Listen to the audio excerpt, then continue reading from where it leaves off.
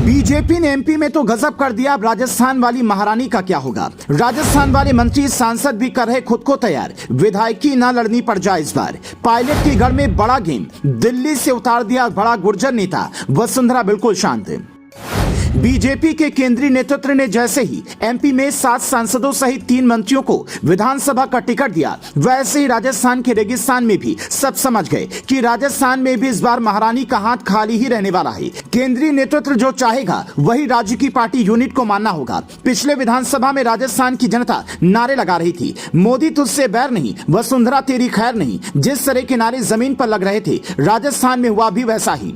वसुंधरा के नेतृत्व में विधानसभा चुनाव बीजेपी हार गई, लेकिन 2019 के लोकसभा चुनाव में बीजेपी को राजस्थान की जनता ने 25 की 25 सीट जिता डाली। अशोक गहलोत के बेटे तक लोकसभा का चुनाव हार गए, जबकि खुद सीएम अशोक गहलोत ने लोकसभा पर डेरा डाल लिया था।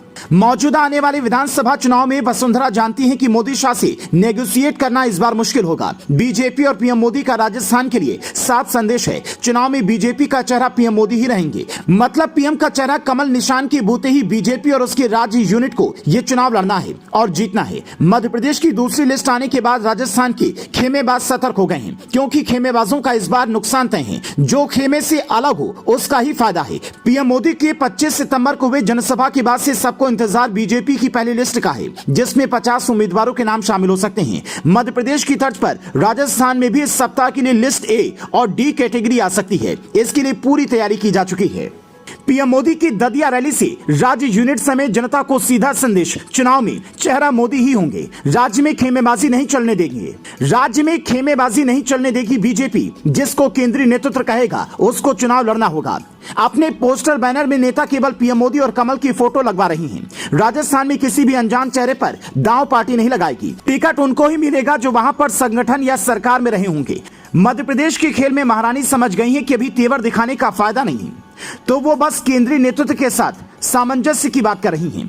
केंद्रीय नेतृत्व का साफ मानना है कि पार्टी खेमेबाजी करने वाले से सख्ती से निपटेगी। जिसकी भी सिफारिश पहुंचेगी उसको तो विधानसभा का टिकट नहीं मिलने वाला। पार्टी सूत्रों का कहना है कि इस बार खेमेबाजों को बड़ा नुकसान होगा। दरअसल राजस्थान में विधानसभा चुनाव के लिए अब तक बीजेपी के कई खेमे बने हुए थे, लेकिन धीरे धीरे एक बात साफ होती चली आ रही है कि केंद्रीय नेतृत्व ही सब कुछ है। किसे टिकट मिलेगा या नहीं मिलेगा, इस पर भी वहां से ही तय हो रहा है। ऐसे में खेमे में बटे लोगों को नुकसान होता दिख रहा है। सबसे मजबूत गुट पूर्व सीएम वसुंधरा का है। दूसरी तरफ नेता प्रतिपक्ष राजेंद्र राठौर हों या बीजेपी पूर्व प्रदेश अध्यक्ष सतीश पुनिया, केंद्रीय मंत्री अर्जुन सिंह मेघवाल हों या फिर मंत्री गजेंद्र शेखावत, ये वो नेता हैं जो वसुंधरा राज्य के खिलाफ खड़े हैं। यही कारण है कि बीजेपी राजस्थान में सीएम चेहरे को लेकर मुश्किल में नजर आ रही है। इसीलिए बीजेपी चुनाव मोदी के नाम के साथ लड़ना चाहती है और चुनाव बाद सीएम का निर्णय करने की रणनीति है। राजस्थान में खेमेबाजों की टिकट पर रोक लग सकती है और बिना खेमे वालों को फायदा हो सकता है। इसलिए यहाँ पर एक नई सुगबुगाहट दिख रही है। लोग खुद मेहनत कर रहे हैं, अपने पोस्टर और बैनर में सिर्फ मोदी की तस्वीर और कमल के फूल ही लगा रहे हैं। सचिन पायलट को टोंक में घेरने के लिए दिल्ली के सांसद और बड़े गुर्जर नेता रमेश विधुड़ी को बीजेपी ने टोंक का प्रभारी दिया है। राजस्थान में बहुत कुछ हो रहा है, लेकिन महारानी बस चुपचाप राजनीतिक हवा का रुख भांप रही हैं।